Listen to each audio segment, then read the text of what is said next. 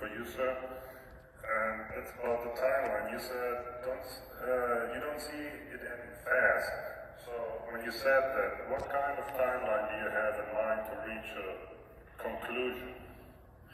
Hard to say. I will say that were we to go in front of and lose, if for some reason, I don't see how a circuit judge can ignore the findings of these 5 board members, especially if they are equivalent to the findings of the jury. However, if we were to lose that, a trip through the Court of Appeals, as some of my attorney friends will tell you, can often sometimes last 2 or 3 years. We certainly don't want to go that way, but if we lost it, it would be my intention to take it up. So we're in the circuit court level right now. There's a Court of Appeals.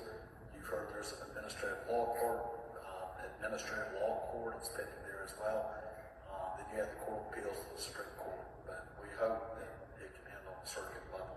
But that's definitely right now. When do you expect a resolution? Well, I get that from a lot of clients about a lot of cases all the time. I would say we will have a hearing date probably within 15 days. We did that. There is an October the 7th hearing date. Now, I don't know if that's going to get pushed back or not. It could change. I hope it doesn't. I plan to be there on October the 7th. Okay, and if everything turns out the way you envisioned it, Silva would be denied to produce solar cells on the site, but they would still be allowed to produce solar modules.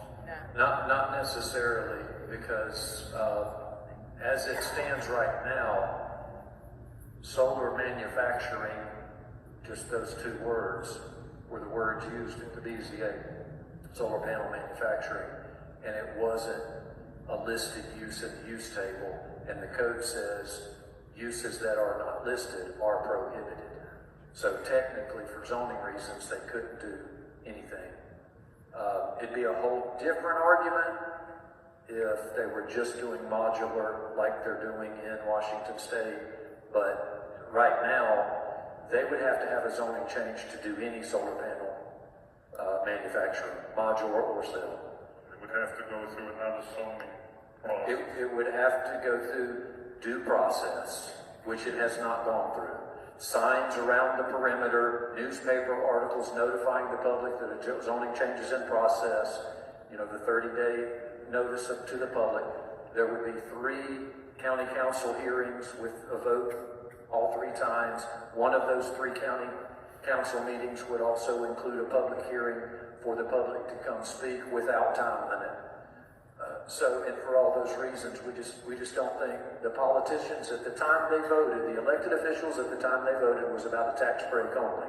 If we introduce a change in zoning to it now with the safety concerns of everybody, the overwhelming amount of public that just doesn't want the risk, like I said, low risk, medium risk, high risk, we want no risk.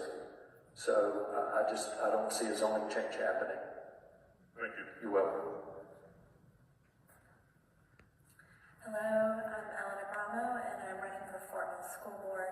Thank you.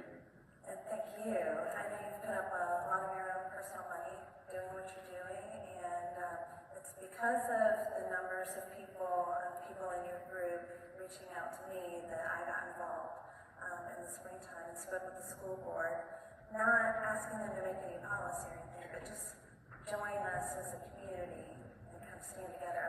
Really thrilled and thankful to see several of the board members doing that.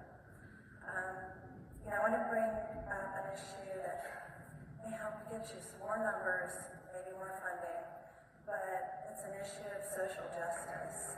If this should go through, one of the issues I brought up is that property values would decline, and we're going to see a real shift in property values around Fort Mill. And sadly, it sounds like that's already starting to happen. But our more cost-effective housing that we have is going to end up increasing in price if it's farther away from SILFAB. And unfortunately, the homes around SILFAB are going to decline in value. So those with means are going to get out, and those who don't have the means are going to end up stuck. And what we're going to end up seeing is a shift of people farther away, being forced out of their apartments and into the housing around Selphab, and we're going to have a large community of lower socioeconomic status families. And they're the ones who won't have the means to take care of the health consequences that will happen as a result. It will also create a huge burden on the faculty of the schools in that area, because you're going to see a lot more children with multiple needs and less involved parents because of single income houses. So, really, when you're talking to your friends and neighbors and family, and maybe you have somebody in the neighborhood who's like, great, 800 more jobs, that sounds good to me. So tell them stop and think about what can really happen. And when I was a young mother, when I was a kid, I assumed that the adults in our community had our best interests at heart, just trusted them, do the right thing. I did too. And we're finding out that's not the case now that we're a little bit older and wiser, right? So, I am running for school board because I'm trying to do something to make a difference at the local level. And I would encourage you all to do whatever you can at the local level to affect change and show those younger people, those younger families who are busy changing diapers and feeding babies, that there are still adults who are going to take care of them and make things right. Yes. Thank you.